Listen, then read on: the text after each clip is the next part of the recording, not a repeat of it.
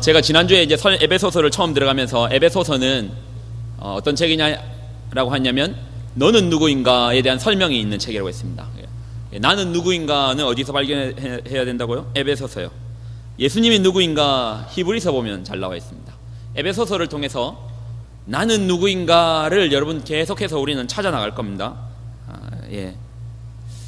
자, 에베소서 4장 1절에서 3절 한번 읽어보고 같이 한 목소리로 처음부터 끝까지 박자를 맞춰가지고요 읽겠습니다. 시작. 그러므로 주 안에서 갇힌 내가 너희를 권하노니 부르심을 받은 일에 합당하게 행하여 모든 겸손과 온유로 하고 오래 참음으로 사랑 가운데서 서로 용납하고 평안에 매는 줄로 성령이 하나 되게 하신 것을 힘써 지키라. 아멘. 이것이 하나님의 말씀입니다. 아멘. 우리 자리에 앉도록 하겠습니다. 자, 우리 옆에 있는 지체들을 한번 바라봐 주시고요. 자, 칭찬을 한번 해볼 건데요. 연습하겠습니다. 이거 좋은 습관입니다. 저도 어제 배웠는데요. 나쁘지 않더라고요. 옆에 보시고 여러분하고 닮은 점, 그 비슷한 점, 다른 점 말고, 야 너는 왜 이렇게 생겼지? 이렇게 다른 점 말고 닮은 점 딱 보시고, 너는 야 나랑 비슷한 어떤 그 닮은 점을 한번 칭찬 한번 해주십시오. 손톱 색깔이 똑같네. 아니면 뭐 정할 거 없으면 너 한국 사람이네. 뭐 이런 거 있죠. 뭐 어떤 점이 가장 닮았습니까? 옆 사람, 그래.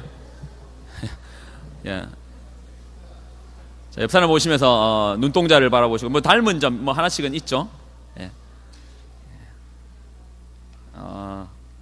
제가 그 미승이를 보면서 왠지 낯이 익는데라는 생각이 많이 했어요. 처음 봤을 때 어디서 많이 봤는데 어디서 봤지 했는데 제가 갑자기 딱 오늘 생각이 나더라고요. 오늘 딱 뒤에서 보는데 내가 그래서 얘가 좀 이렇게 친근감 있게 내가 금방 알 수 있었구나 했는데, 제가 20살 때 짝사랑했던 사람이랑 닮았더라고요. 제가 20살 때 그분 30살이었어요. 30살. 제가 무려 10살의 나이, 아니 미승이가 30처럼 보인다 그 말은 아니고요. 닮았었더라라는 겁니다. 에베소서를 통해서 우리가 발견하려고 하는 것은 나는 누구인가라는 얘기를 해요. 그런데 우리가 에베소서라는 성경책을 읽다 보면요, 사람들이 교회론으로 계속 얘기를 해요. 교회론, 그러니까 론이 들어가니까 어떠한 이론적으로 교회를 설명하는데 에베소서를 많이 사용합니다. 근데 그건 이유가 있습니다. 왜 에베소서를 교회를 설명하는데 이용하느냐 하면, 제가 이제 설명을 한번 드려볼게요. 여러분 제 얘기를 들으면 앞으로 에베소서를 어떤 식으로 볼 것인가에 대한 이 눈이 열릴 겁니다. 먼저 왜 에베소서를 교회론으로 보느냐, 이유는 아주 간단합니다. 그 예전에 그 이스라엘에 성막이 있었어요. 하나님께서 모세에게 성막을 지어라 했어요. 거룩한 장소에서, 이게 이제 회막, 그리고 거룩한 장소, 성막, 모이는 장소에서 회막, 뭐 이렇게 장막, 이런 식으로 이제 성막을 만들려고 했는데, 이 성막이요 여러 그런 텐트가 여러 개가 있었을 거잖아요. 그런데 다른 성막과 달리 이것이 예배의 장소가 될 수 있었던 하나의 특별한 이유가 있었습니다. 왜 그것이, 어떤 텐트는 그냥 텐트인데 왜 이것은 거룩한 장소에서 성막이라 불렀을까요? 거기에 뭐가 있었기 때문에? 뭐가 있어서 그랬을까요? 그러면 다시 다른 질문을 합니다. 성전이 있습니다. 성전이 마찬가지로 이것도 이제 성전이겠죠. 그리고 우리가 지금 여기서 말하려고 하는 것은 다윗이 솔로몬을 통해서 지었던 성전을 한번 보겠습니다. 이 성전, 다윗이 솔로몬이 성전을 지을 때 7년이 걸렸나요? 근데 솔로몬이 자기 궁궐을 지을 때는 10년이 넘게 걸렸습니다. 그러면 같은 이 벽돌로 지어진 건물인데 어떤 거는 거룩한 성전이라 부르고 어떤 거는 왕이 거하는 왕국이라고 부릅니다. 어떤 차이가 있을까요? 뭐의 유무에 따라서 어떤 건 성전이고 어떤 거는 그냥 이 하나의 어떤 건축물 내지는 왕이 사는 궁궐 아니면 집, 이런 표현할까요? 하나의 큰 차이가 있습니다. 구약 시대에는요 언약궤가 있느냐에 따라 차이났어요. 그러니까 성막이라는 게 왜 거룩한 막이냐면 그 안에 언약궤가 있었습니다. 그 언약궤 속에는 뭐가 들었냐면 3가지가 들었는데 나머지 그 결론 하나를 얘기하려고 하는데, 하나는 하나님의 말씀이 들어있는 십계명 돌판이 들어있었던 거예요. 하면 왜 성전이 거룩한 성전이냐? 마찬가지로 언약궤가 들어있는데 그 속에 하나님의 말씀이 들어있었습니다. 하나님의 말씀이 있는 게 왜 어때서? 하나님의 임재가 그 말씀 가운데 임했기 때문입니다. 그럼 왜 성전이냐? 간단합니다. 하나님이 임하는 장소가 성전인 거예요. 하나님께서 임재하는 곳이 성전인 거예요. 구약에는 하나님이 특정 장소에 임재하셨다고 해서 그것을 성전, 성막, 언약궤가 있던 장소예요.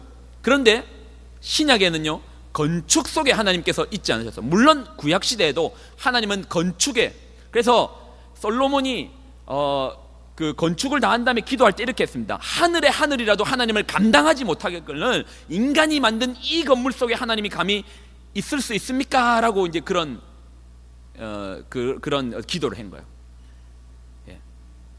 그런데 하나님께서요, 신약 시대에 예수 그리스도를 통해서 왜 에베소서를 교회론으로 설명하느냐, 제가 그 얘기 하려고 합니다. 하나님께서 우리 속에 오신 거예요. 우리 속에 임하신 거예요. 성령으로 우리 속에, 여러분의 각자의 심령마다 천지를 창조하신 그 하나님께서 우리의 마음속에 임하여 주신 겁니다. 어떤 하나님요? 성령 하나님께서요. 그러면 교회는 어떤 곳입니까? 교회는 누가 교회죠? 이게 교회입니까? 예. 이건 물론 만들어진 교회예요. 그러나 에베소서가 말하고 있는 교회는 어딘 줄 압니까? 옆 사람 보십시오. 네가 교회입니다. 네가. 예. 에베소서가 말하는 것은 이 바로 우리를 향해서 교회라고 말하는 거예요. 그래서 에베소서를 교회론으로 보는데 이걸 하나의 어떤 건축이란 장소를 빗대어서 설명하면 안 되는 겁니다. 그러면 이것도 결국 뭐 아예 범주에 드는 거죠. 너는 누구냐? 너는 바로 교회다라는 거예요. 그리스도를 머리로 두고 우리가 각 지체가 모여있는 이것이 바로 교회라라고 설명하는 거예요. 우리가 이 장소에서 예배를 드리지 않아도요, 교회가 될 수 있습니다. 예. 마카티 한복판에 공원에서 모여가지고 같이 예배를 드리면 그것도 교회가 됩니다. 왜냐하면 하나님의 임재가 그 속에 있기 때문입니다. 그래서 교회론을 설명하는 거예요. 그게 첫 번째 하나의 교회론적인 부분에서 접근이고요, 또 하나의 접근입니다. 나는 누군가, 너는 누군가, 우리는 누구인가에 대한 설명 가운데 지난주에 설명했습니다. 우리는 뭐다? 하나님의 영광의 뭐더라고? 찬송이라고 합니다. 왜 영광의 찬송이 될 수 있죠? 예. 너는 누구인가? 너는 누구인가? 영광의 찬송이더라는 겁니다. 예. 한번 제가 읽어드릴까요? 이게 사실인지 거짓말인지 에베소서 성경, 여러분 성경에 있으면 펴서 직접 눈으로 한번 확인해 보십시오. 내가 누군지 모르면요, 암만 살아도요, 내가 누군지 모른다는 이 방향성을 잃어버리고 살아가면 별로 행복하지가 않아요. 뭔가를 했는데도 한 것 같지가 않고요. 예, 정말 무책임한 말 가운데 요즘 시대가 하는 말 중에 네가 하고 싶은 대로 해라, 정말 무책임한 말입니다. 그들의 어떤 삶이나 생활에 대해서는 조금 더 신경 쓰지 않고 네가 하고 싶은 대로 하면, 그게 왜 잘못된지 압니까? 여러분이 만약에 여러분의 아버지 세대가 여러분 아버지 하고 싶은 대로 해라 했으면 여러분이 살 수가 없습니다. 우리는 누구인가? 에베소서 1장 3절에서 4절 5절, 제가 조금 빠른 속도로 읽어드릴게요. 그냥 4절 5절만 읽어드릴게요. 곧 창세전에 그리스도 안에서 우리를 택하사, 여러분을 택했답니다. 택하고 우리로 사랑 안에 그 앞에 거룩하게 흠없게 하시려고, 이제 택했으면 이제 그다음 부르신 분은 하나님이고요. 그다음 단계로 이제 우리를 택하사 사랑 안에서 거룩하게 흠없게 하시려고 그 기쁘신 뜻대로 우리를 예정하사 예수 그리스도로 말미암아 자기의 아들들이 되게 하셨답니다. 이는 그가 사랑하시는 자 안에서 우리에게 거저 주시는 바 그의 은혜의 영광을 찬송하게 하려는 것이다. 우리는 바로 영광의 찬송이라는 거죠. 이유를 조금 더 설명하겠습니다. 단적인 예로 우리에게 설명하는 것이 너희는 죽었었더라라는 겁니다. 왜 이것이 우리에게 은혜가 되느냐? 너희는 이미 나 살아있는데요, 왜 우리를 향해서 죽었다고 말하죠? 에베소서 2장은 우리를 향해서 너는 죽었었더라 합니다. 그래서 그 예를 이렇게 들고 있습니다. 한번 설명한 적 있죠? 얼룩말이 여기에 1000마리 있으면 사자가 굶주린 사자가 얼룩말이 1000마리 정도가 있습니다. 몇 마리 정도 잡는다고 했죠? 지 배부를 정도만 잡습니다. 자연스러운 겁니다. 여러분에게 물어보겠습니다. 얼룩말이 1000마리 있습니다. 여러분이 몇 마리 잡을 것 같습니까? 자기가 못 먹어서 썩어 버릴지언정 그 1000마리 다 잡으려고 기를 쓰고 덤벼들 겁니다. 이 마음이 어떤 마음이라고? 죽은 마음이랍니다. 예전에 신종플루라는 병 여러분 아십니까? 신종플루 때문에 문화가 하나 바뀌었어요. 어떤 문화가 바뀌었습니까? 교회에서 악수를 안 하려고 해요. 그래서 그때부터 손 씻는 문화가 생겼죠. 악수를 하려고 하면 그때 당시 신종플루가 심할 때는 뭐 교회를 안 오는 건 또 있고요. 사람들이 악수를 안 해요. 손으로 감염이 된다고 교회에서 아유 반갑습니다 하고 손을 내밀면 피할 정도로 신종플루가 사회적인 이슈가 됐어요. 전 세계적으로요. 그런데 그때 약이 개발됐습니다. 약 이름이 뭐였죠? 타미플루라고 들어봤습니까? 타미플루가 개발됐습니다. 당장 사람이 그것 때문에 병에 걸려서 죽어가는 사람도 있었죠. 그래서 재밌는 거는 한 기업이요 전 세계를 상대로 약을 팔아먹었어요. 그리고 전 국민에게 필요한 약이라고 강대국, 뭐 미국, 영국이나 뭐 독일이나 이 강대국은요 신종플루에 대한 타미플루 그 예방약이 두 번을 주사를 맞아야 되는데 이 한 번 가격이 5만 원이었니 10만 원인지 모르는데 그거가 만약에 10만 원이라 치면 20만 원이잖아요. 근데 미국인 대상으로 전 국민이 다 그 약을 맞는다면 그 액수가 얼마 정도겠습니까? 근데 미국뿐만 아니라 독일하고 뭐 각 나라의 그 약을 한 회사에서 다 파는 거예요. 우리나라 제가 그때 기사를 읽었을 때도 우리나라의 장관이요 그 약 타러 그 회사를 가가지고 한 나라의 장관이요 기업이 아닙니다. 장관이 그 회사에 가가지고 우리한테도 그 약 좀 팔아주십시오 하고 장관이 비행기 타고 날아간다는 얘기가 있었어요. 그런데 우리가 배정받기를 전 국민을 대상으로 약을 하나밖에 안 준 거예요. 그리고 그때 이슈가 된 게 있는데 우리는 그나마 하나라도 받았죠. 그런데 가난한 나라에서는요 돈을 가지고 싸질머지고 가서 우리한테 약을 팔아라 해도 약을 못 팔았어요. 왜냐하면 한 회사에서 그 약을 다 못 만들어내거든요. 근데 재밌는 게 있습니다. 그 약 다 만들어낼 수 있습니다. 어떻게 하면 만들어내죠? 그 소스를요 다른 회사에 팔면 되는 거예요. 그러면 그 약을요 당장 사람들이 필요하니까 그 약을 백신을 만들라고 맞을 수 있는 거예요. 근데 그 회사에서 그렇게 하지 않았습니다. 끝까지 자기네 회사에서 그냥 파는 거예요. 우리가 죽은 마음 가운데 남이 죽더라도 그것이 돈이 되면 남이 죽더라도요 남이 힘들더라도요 그게 돈이 되면 그냥 그거 하는 거예요. 지금도 그렇게 하는지 모르겠는데 예전에 그 어느 책이었나요? 제가 그 NGO 단체에서 나온 책을 봤는데 미국의 한 수상한 배가 포착이 됐습니다. 이 배는요 옥수수를 싣고 나르는 배인데요 옥수수를 갈 때는 싣고 가는데 올 때는 중간에 거치는 포트가 없어요. 그러니까 항구에 들어가지고 옥수수를 실었으면 팔아야 되잖아요. 근데 항구에 들리질 않는 거예요. 그런데 올 때는 빈 배로 와요. 무슨 말인지 알겠습니까?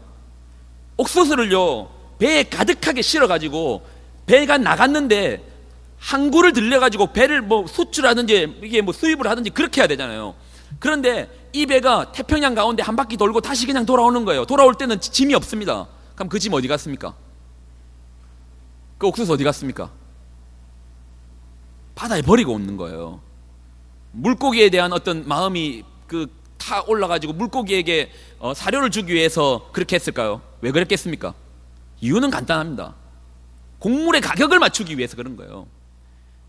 사람들이 지금도 굶어서 죽어가는 사람들이 있어도 가격을 맞추기 이게 돈이 된다고 하면 그걸 버릴지언정 그 돈을 포기하지 않는 겁니다. 이걸 성경이 뭐라 하는지 압니까? 이미 너희의 마음에 너희가 죽었다라는 그 예시로서 너희의 이 마음을 바라는 거잖아요. 이 마음을, 이 욕망을 바라는 거예요. 여러분 하고 싶은 대로 사는 인생이요 왜 불가능한 줄 압니까? 여러분의 욕망이 어디로 바뀔지 모릅니다. 내가요 여러분 아마 제가 처음 썼던 게 제가 스마트폰 썼던 게 LG 뭐뭐 블랙이었는데 그 핸드폰을 가졌을 때 그리고 그때 카톡을 깔고 카톡으로 애들 나도 스마트폰 샀다고 애들한테 카톡을 보내며 그 만족감이요 이게 뭐 몇 년 갈 것 같아요? 몇 개월을 안 가던데요. 조금 뒤에 보니까 저희 제자들 중에 더 좋은 거 들고 다니던데요. 어떤 거는 스마트폰으로 부족해가지고 아이패드에 뭐 이런 거 들고 다니면서 하던데요. 좀 전에까 시계에다가 뭐 그걸 보고 다니던데요. 만족될 것 같아요.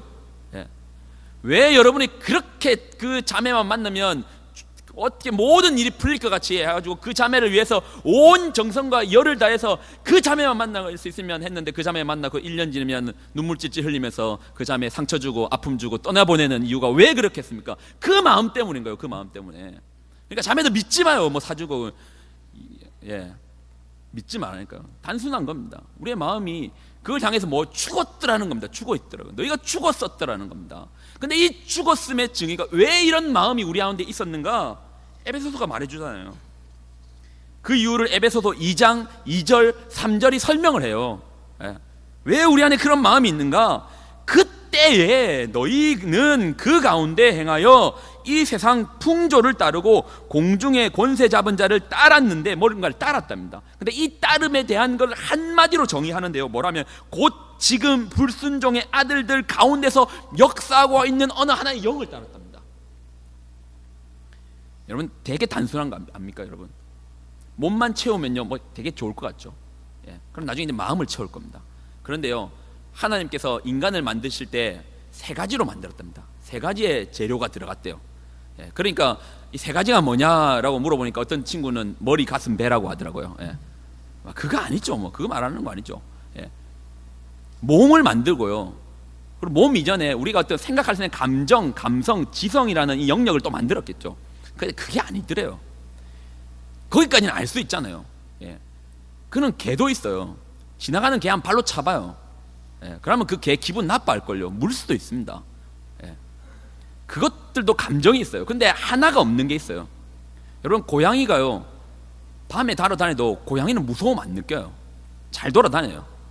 그러나 인간은요 뭔가의 그 감정의 영역 말고 어느 하나의 영역이 하나 더 있어요. 그 바로 이 영이란 영역이 있는 거예요. 머리, 가슴, 배가 아니라니까요. 몸이 있고요, 그 다음에 어떤 우리가 생각하고 있는 지성, 감성, 두뇌가 활동하는 영역, 이 마음이 활동하는 영역이 있고, 그 위에 한 가지 하나의 더 영역이 더 있더래요. 영이라는 겁니다. 왜 우리가 이 마음이 죽어 있느냐? 하나의 어떤 영을 따르는데 그 영이 성령이 아닌 겁니다. 그 영이 불순종을 조장하는 영이더래요. 어디에 대한 불순종입니까? 도무지 죽었다 깨어나도 하나님의 말씀을 듣지 않기로 작정한 그 불순종의 영을 쫓아하니까 자연스럽지 않는 거예요. 아까 말했죠. 사자가 얼룩말을 잡아먹는 건 자연스러운 겁니다. 비록 피가 튀기고 한 얼룩말이 죽어갈지라도 그건 자연스러운 거예요. 근데 인간이요 그 끝없는 욕망으로 사람들이 죽어가는데도 그 소스를 열지 않고 내가 돈이 되면은 그걸 끝까지 지키면서 사람이 죽든 말든 돈이 되는 방향으로 나가는 것은 자연스러운 게 아니에요. 그건 죽은 마음인 거예요. 어떤 한 영에 의해서 조장을 받는다니까요. 그래서 에베소서 2장은 여러분이 믿든지 안 믿든지 성경이 말하는 것은 이건 불순종의 영에 의해서 조종을 받고 있던 그때에 하나님께서 그 은혜로 말미암아 여러분을 하나님 자녀 거룩하게 만드시고 자녀 삼으셨다. 너희가 그런 존재라라는 겁니다. 그리고 이게 하나의 어떤 우리가 존재적 의미라면 이런 존재가 된 우리가 살아가야 되는 방향성이 있더라는 겁니다. 그게 에베소서 1장 10절에 나와 있어요. 이건 다 찾아보십시오. 지난주에 이거 암송한 것 같은데 한번 암송되는 거 한번 볼까요? 1장 10절. 자, 한번 그냥 읽어볼게요. 한번 읽어보고 별로 안 어렵습니다. 암송까지 할 수 있으면 제일 좋아요. 1장 10절. 자, 지금 제가 설명한 부분은요, 우리가 어떤 교회론적으로 나는 누구인가, 그리고 존재론적으로 나는 누구인가, 하나님께서 죽었던 우리를 살리신 이 존재고요. 그러면 나는 어떠한 방향으로 살아가야 하는가, 이제 기능적으로 우리가 누구인가를 한번 살펴보려고 하는 겁니다. 자, 나는 누구인가? 자, 에베소서 1장 10절이 설명해요. 이거 정말 중요한 겁니다. 이거 비밀을 깨달으면요, 여러분 안에 어떻게 살 것인가에 대한 분명한 답을 가지고 살아가는 방법이 있어요. 저는 장담할 수 있습니다. 1장 10절에 대한 그 비밀이 있습니다. 한번 읽어보겠습니다. 한번 읽어볼게요. 1장 10절 읽습니다. 시작.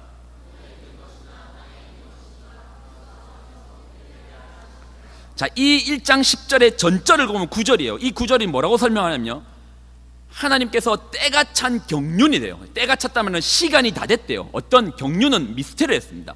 이 미스테리가 시간이 다 돼서 하나님께서 이제 풀어주시는데, 그 풀어주시는 그 비밀이 이 비밀이래요. 하늘에 있는 것이나 땅에 있는 것이 그리스도 안에서 다 통일되게 하는, 이것이 우리의 부름에 대한 목적이 돼요. 그래서 다시 성경 우리가 읽었던 4장 1절로 넘어가 보겠습니다. 4장 1절. 위에 옷을 조금만 벗겠습니다. 4장 1절.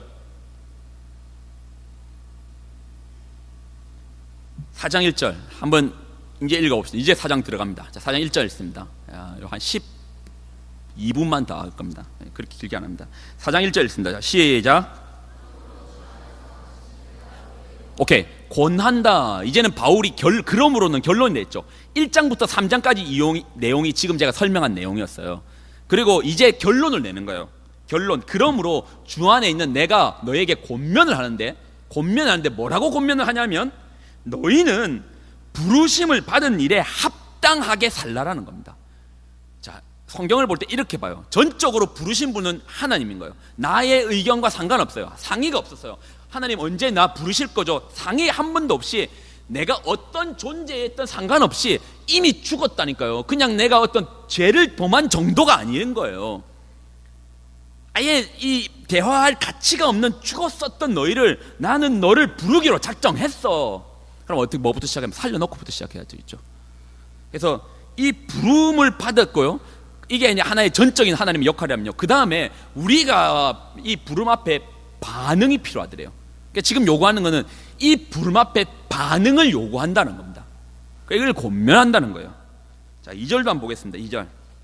자, 합당한 일을 행하라 하면서 이제 권면을 하는데 이러한 걸 한번 2절을 한번 볼게요. 2절 한번 읽습니다. 자, 시작.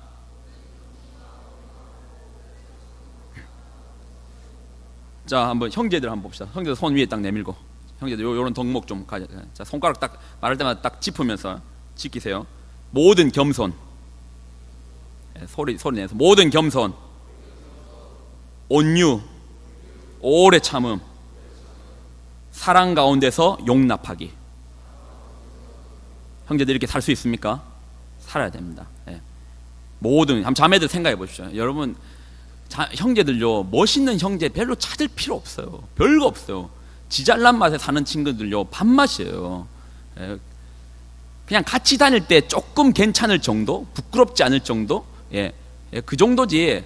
뭐 키가 크든 뭐 옷을 잘 입든 그 옷요, 나중에 다 여러분 호주머니에서 나가야 돼요. 그러니까 옷 잘 입고 좋은 거 들고 다니는 사람, 여러분 밥 맛있는 거 사주는 사람, 저도 사줄 수 있어요. 카드 있잖아요. 근데 나중에 고생은 여러분이 하잖아요. 그러니까 그 여러분은 그렇죠. 하여튼 뭐 그래요. 하여튼 그러니까 그거 별거 아니에요. 그런데 한번 모든 겸손 있는 겸손의 형제, 온유한 형제, 또 오래 참음. 진짜 기가 막힌 단어죠. 오래 참음. 이 단어 하나면 사실 끝장 아닙니까? 그리고 사랑 가운데 용납해주는 형제, 이런 형제 찾아야 돼요. 그리고 이렇게 되어 있는 그 사람들이 만들어가는 게 어떤 걸 만들어가겠습니까? 이제 3절 한번 읽어볼게요. 3절 읽습니다. 자, 시작. 평안에 매는 줄로 성령이 하나 되게 하신 것을 힘써 지켜라. 그럼 저기서 우리의 역할은 뭘까요? 우리의 역할은 여기서 하나 되게 하신 것을 힘써 지키라라는 이 표현이 하나를 만들라라는 표현일까요? 아니면 하나를 만들어놨는데 이거 깨지 말고 잘 지키고 있으라, 이 표현일까요? 첫 번째 표현일까요? 두 번째 표현일까요? 두 번째 표현입니다. 성령께서 이미 우리를 하나 되게 부르신 거예요. 이건 필요 충분의 조건은 이미 다 완성된 겁니다. 그런데 이걸 너는 말하고 깨지나 말라고 말하는 거예요. 합당한 삶을 사는데 깨지나 말고 지켜내라 라고 말하는 거예요. 왜 하나됨의 근거가 뭐죠? 이미 만들어냈다고 하잖아요. 4절, 5절, 6절, 7절입니다. 여러분 한번 읽어볼래요? 4, 5, 6, 7절. 제가 읽어드릴까요? 몸이 하나요, 성령도 한 분이고 이와 같이 너희가 부르심의 한 소망 안에 부르심을 받았으니 주도 한 분이시오, 믿음도 하나요, 세례도 하나요, 하나님도 한 분이시니 곧 만유의 아버지시라. 만유에 계시고 만유를 통일하시고 만유 가운데 계시도다. 우리 각 사람에게 그리스도의 선물의 분량대로 은혜를 주셨다. 이미 하나됨의 근거는 필요와 충분의 조건이 이미 완성된 거예요. 너는 깨지나 말고 지켜내라. 이것이 바로 부르심에 합당한 삶인 겁니다. 하늘에 있는 것이나 땅에 있는 게 그리스도 안에 통일시킬 수 있는 이 역할을 우리에게 감당을 하는 거예요. 그런데 한번 자, 여기서 한번 좀 생각해 볼게요. 그래서 온전한 이제 하나를 만들기 위한 거예요. 온전한 하나. 이건 앞에 내용을 좀 더 읽어봐야 되는데, 여러분 직접 에베소서 읽어봐요. 읽어보면 2주간 충분히 설명했으니까 읽어보면 조금 다르게 다가올 겁니다. 자, 한번 이제 질문을 한번 던져볼게요. 여러분 이런 생각 안 해봤습니까? 하나님께서 우리를 만드시는데 왜 이렇게 뭔가 부족하게 만드셨는가? 뭐 스스로는 완벽하다 생각하는 사람이 있을지 모르겠지만 여러분 한번 곰곰이 생각해봐요. 왜 이렇게 부족하게 만들었을까? 예전에 제가 TV 프로를 보는데 도자기 공이 도자기를 만드는 걸 봤습니다. 이게 쉽지 않더라고요. 진흙을 빚는데 흙을 갖다 쓰는 게 아니라 돌을 막 이 망치로 깨가지고 뭐 어떤 재료가 필요한가 봐요. 진흙에다가 돌도 깨고 뭐 그렇게 해가지고 흙을 만들고 물을 넣고 반죽을 하고, 반죽의 점성이 어느 정도 되면 그걸 처음 만들고 초벌로 굽고 유약을 바르고 재벌을 굽고 해가지고 작품이 나오잖아요. 화덕에서 이제 끄집어내는 거예요. 불 한번 찍힌 것도 잠시 구우면 되는 게 아니고 며칠 동안 구워야 되잖아요. 그래가지고 작품이 이제 나왔습니다. 근데 정말 안타까웠던 거는 작품이 나오는데 도자기 장인이 망치를 하나 들고 있어요. 그 망치 어디에 쓰냐면 도자기 보고 냅다 깨는 겁니다. 우리가 볼 때는 꽤 잘 나왔는데 그걸 냅다 깨는 거예요. 여러분 그런 영상 본 적 있습니까? 한낱 인간도 도자기를 만들 때 뭐 조금이라도, 그냥 우리가 비전문가의 눈에 볼 때는 조금도 이상하지 않아요. 그냥 갖다 써도 충분히 쓰기 아름다운 작품인데도 그 기능공이 볼 때는 그냥 깨는 겁니다. 한낱 인간도요, 자기가 만든 작품에 대해서는 그렇게 행동하시는데 하나님이 천지 창조주시라며, 우리를 만드셨다며, 만드신 그분이 실수하실 리도 없고 왜 이렇게 만들었냐고요. 왜 뭔가 여러분 뭐 키가 뭐 조인성만 합니까? 뭐 얼굴이 장동건만 합니까? 뭐 똑똑한 게 김태희만 합니까? 뭐 그런다고 얼굴이 됩니까? 뭐 이렇게 부정하는 거예요? 뭐 그런 건 그럴 수 있다 쳐요. 감정을 봐요. 외로워 죽겠죠. 무서워 죽겠고 불안해 죽겠죠. 막 앞날 생각하면 무섭고 불안하고 여자친구 있으면 그러니까 외로워가지고 여자친구 만났는데 한 달 지나면 그 여자친구 내 여자친구 아닌 것 같아가지고 막 그때부터 구박하고 시작하고 또 괴롭혀가지고 결국은 막 울려가지고 또 보내고 자매들 막 그 형제 만나기 위해서 안 먹어도 이 형제랑 같이 있으면 배부를 것 같고 같이 한번 살아봐요. 막 죽을 것 같죠. 왜 이렇게 하나님 만들까? 뭔가의 그 외로움과 뭔가 도자기 장인도 뭔가를 만들 때 완벽하게 만들어내는데, 하나님께서 창조주 하나님께서 인간을 만들었는데 부족함이 너무 많다는 거죠. 생각해 봤습니까? 왜 그럴 것 같아요? 왜 그럴 것 같습니까? 한번 거꾸로 생각해 보겠습니다. 뒤집어서 한번 생각해 볼게요. 하나님께서 인간을 만들었는데 정말 완벽하게 만들었어요. 한 개체로서 정말 완벽하게 만들었어요. 한 개체로서요. 승엽이가 있는데 너무 완벽해요. 그냥 더할 것도 없고 뺄 것도 없고 그냥 완벽해요. 그래서 감정 자체도 언제나 평온하고 늘 이 잔잔한 태평양의 바다 같아서 요동도 없고 아무 외로움도 없고. 왜 그럴 것 같아요? 왜 그렇게 그걸 바라는 건 우린 그렇게 바라지만 그렇게 또 만드시지 않았잖아요. 부족하고 마음이 요동치고 태풍치고 누가 한 명 지나가다가 한번 이상한 소리나 한번 하면 가슴에 마치 면도탈에 비이는 것처럼. 어머니가 야, 니 마닐라에서 돈은 꼬박꼬박 보내고 있는데 어떻게 취업은 어떻게 되고 가고 있니? 그 말만 들으면 말하기 전에 이미 가슴에 상처가 나가지고 피가 질질 흘리면서 그런 우리의 어떤 연약함들, 왜 하나님 우리를 완벽하게 만드시지 않았을까? 이유가 간단합니다. 하나님은 우리를 의도적으로 완벽하게 만드신 건 아니에요. 우리마다 저마다 어떤 약점을 줬어요. 왜일까요? 하나됨을 위해서입니다. 제가 다시 읽어드리겠습니다. 그가 어떤 사람은 사도로, 어떤 사람은 선지자로, 어떤 사람은 복음 전하는 자로, 어떤 사람은 목사와 교사로 삼았으니 이는 성도를 온전하게 하여 봉사하는 일을 하게 하며 그리스도의 몸을 세우려 하심이라. 우리가 다 하나님의 아들을 믿는 것과 아는 일에 하나가 되어 온전한 사람을 이루어 그리스도의 장성한 분량이 충만한 데까지 이르니라. 우리가 완벽하면 이 하나됨에 대한 갈망이 조금도 없어요. 여러분 가운데 외로움이라는 감정이 없으면 누군가를 향해 다가서는 마음이 필요가 없을걸요. 두려움이란 마음이 없으면 누군가와 함께함으로 말미암아 그 두려움을 상담하고 나누고 하는 그런 감정이 조금도 생기지 않을걸요. 사람이요, 하나님께서요, 우리를 다 그런 이유에서 만들었습니다. 그러면 마지막으로 하나만 더 물어보겠습니다. 이 마지막 질문, 중요한 질문입니다. 그러면 왜 하나님께서 우리를 하나됨을 우리에게 요구할까요? 여러분 물어보겠습니다. 혼자 사는 거랑 같이 사는 거 어느 게 더 편할까요? 편하기만 놓고 따져봅시다. 혼자 사는 거, 같이 사는 거. 같이 사는 거요? 여러분 같이 사는 거, 집에 들어가면 아내가 밥 해 주고 기다리고 있으면 편할 것 같습니까? 뒤집어 얘기하면 그 밥 먹어야 됩니다. 그 밥 먹어야 돼요. 혼자 사는 게 편할 것 같습니까? 같이 사는 게 편할 것 같아요. 나중에 아이 태어나죠. 여러분, 짐의 분량이 달라집니다. 아이가 태어나면요, 그때부터 그거 못 먹습니다. 뜨거운 음식 못 먹어요. 국밥 같은 거 못 먹어요. 어떤 날 보면 국밥 딱 먹고 막 속 풀고 싶잖아요. 근데 아이 찌개류, 국밥류 못 먹어요. 먹으면 안 돼요. 예. 그리고 가려면요, 이 짐이 달라요. 일단 분유통 들고 가야 되죠. 분유 들고 다녀야 되죠. 그리고 또 뭐 들고 갑니까? 보온병에 물 들고 다녀야 돼요. 그냥 물 앞에서 그냥 대충 끓여가지고 넣었으면 될 것 같아요. 안 돼요. 애들은 그렇게 먹으면 안 돼요. 그리고 또 기저귀 한 장 들고 다닙니까? 여러 장 들고 다녀야 돼요.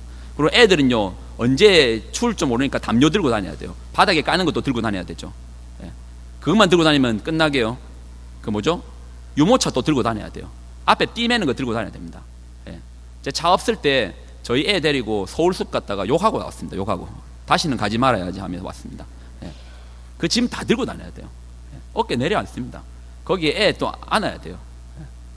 그러다가 그 애가 중간에 그 뭐 용변을 보면 중간에 애는 냄새 안 날 것 같습니까? 좀 키워봐요. 장난 아닙니다. 식당에서 갈면 밥이 안 넘어간다니까요. 예. 나도 밥이 안 넘어가는데 옆 사람 밥 넘어갈 것 같아요. 같이 안 넘어갑니다. 예. 쉬운 거 아닙니다. 같이 살면 훨씬 더 불편한 것만 놓고 봤을 때는 훨씬 더 불편합니다. 예.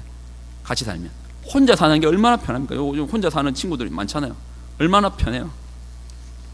그런데 그 하나님께서 우리를 이 혼자 사는 게 훨씬 더 편함에도 불구하고 하나됨을 요구하시는 이유가 있어요. 왜일까요? 왜 우리에게 하나됨을 요구하실까요? 훨씬 더 불편한데 나중에 이 형제들 로망, 자매들 로망 빨리 결혼하고 싶다죠. 예, 제가 한번 얘기한 적 있나요? 제가 결혼하는 커플을 보면 너무 행복하다고요. 막 기쁘고 막 박수, 정말 속 깊이 축복하며 박수를 쳐줘요. 그 박수의 의미가 뭔지 압니까? 너희도 한번 죽어봐라는 겁니다. 너희도 한번 죽어봐라 합니다. 한번 고생해봐라. 아마 집사님들 이해하실걸요. 예. 이미 결혼하신 분들 이해할 거예요. 그래서 속에서 정말 깊숙하게 축하해요. 야, 너도 이제 죽었구나. 축하한다. 너도 한번 죽어봐라. 이렇게 하면서 말을 안 할 뿐이지 속으로는 이제 그런 마음이 올라오는 거죠. 예. 불편합니다. 불평해도 왜 그럴까요? 어떻게 살 수 있을까요? 불편해도 살 수 있는 것은 사랑 때문입니다. 사랑 때문인 거예요. 예. 같이 있으면서 사랑하기 때문에 사랑으로 그 불편함을 덮는 거예요. 하나님께서 우리에게 왜 하나 되고 한 몸을 요구하시고 하나됨을 요구하실까요? 사랑해라고요. 왜 사랑해라고요? 성경이 설명합니다. 성경의 증언이니까 거짓이 없겠죠. 제가 그냥 읽어드리고 끝낼게요. 요한일서 4장 7절에서 12절 주옥 같은 한 구절 한 구절이니까 여러분 잘 들어보세요. 사랑하는 자들아, 우리가 서로 사랑하자. 사랑은 하나님께 속한 것이니 세상에 속한 게 아니랍니다. 사랑하는 자마다 하나님으로부터 나서 하나님을 알고 사랑하지 아니하는 자는 하나님을 알지 못하나니 이는 하나님은 사랑이심니라. 하나님의 사랑이 우리에게 이렇게 나타난 바 되었으니 하나님이 자기의 독생자를 세상에 보내심은 그로 말미암아 우리를 살리려 하심이라. 사랑은 여기 있으니 우리가 하나님을 사랑한 것이 아니요 하나님이 우리를 사랑하사 우리 죄를 속하기 위하여 화목제물로 그 아들을 보내셨음이라. 사랑하는 자들아, 하나님이 이같이 우리를 사랑하셨은즉 우리도 서로 사랑하는 것이 마땅하도다. 어느 때나 하나님을 본 사람이 없으되 만일 우리가 서로 사랑하면 하나님이 우리 안에 거하시고 그의 사랑이 우리 안에 온전히 이루어지느니라. 혼자 살면 훨씬 편한데 하나님께서 왜 우리에게 하나됨을 요구하실까요? 하나됨을 통해서 우리는 결국 아는 게 있습니다.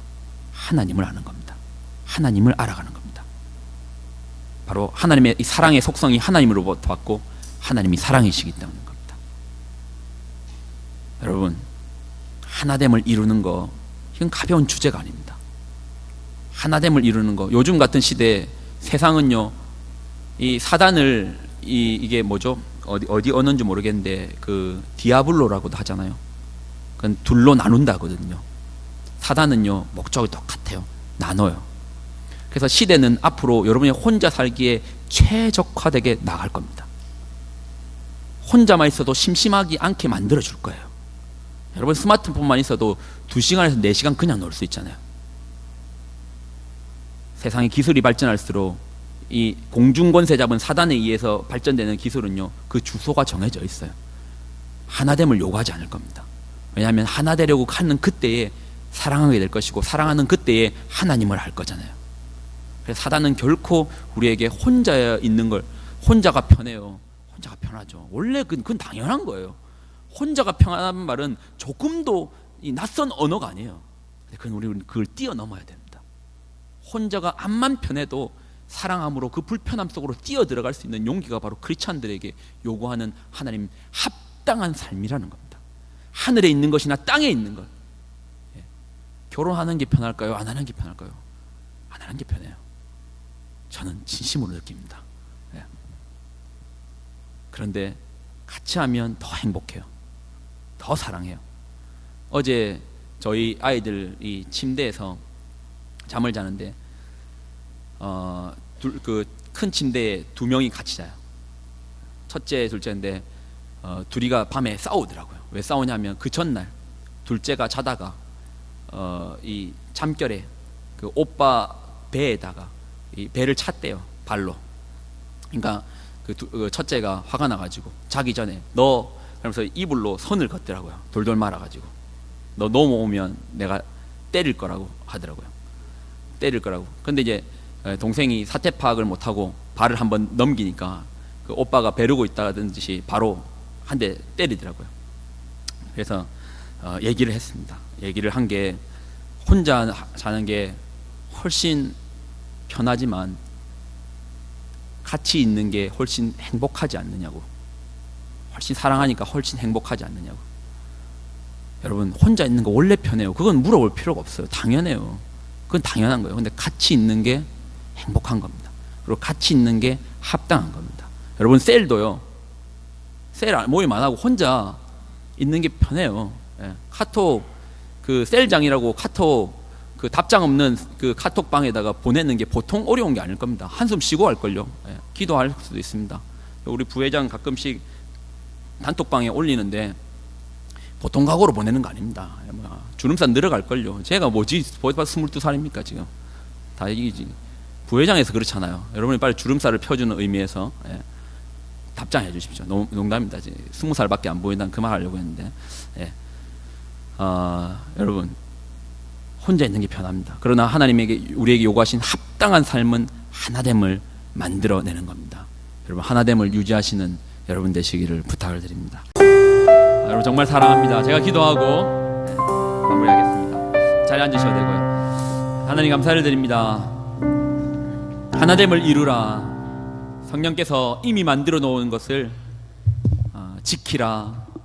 부르심의 앞에 합당하게 살라. 하늘에 있는 것이나 땅에 있는 것이 그리스도 안에 통일되게 하라. 하나님, 이 놀라운 우리의 부름 앞에 우리가 반응할 수 있도록 도와주옵소서. 혼자 사는 것이 훨씬 편하고, 또 요즘같이 기술이 발전한 시대에 혼자 있는 것이 역시도 심심하지 않는 이때라 할지라도 우리는 그 세상의 풍조를 쫓아가는 것이 아니라 하나님께서 우리를 만드신 그 목적에 합당하게 하나됨을 이루며 한몸 되기를 힘쓰며 또 모이기를 힘쓰며 가까이 가기를 힘쓰며 먼저 어색한 가운데서도 먼저 다가서기를 힘쓰는 그런 하나됨을 이루는 하나님의 사람 될 수 있도록 주님 도우시고 인도하여 주옵소서. 영광을 드립니다. 예수님의 이름으로 기도드립나이다. 아멘.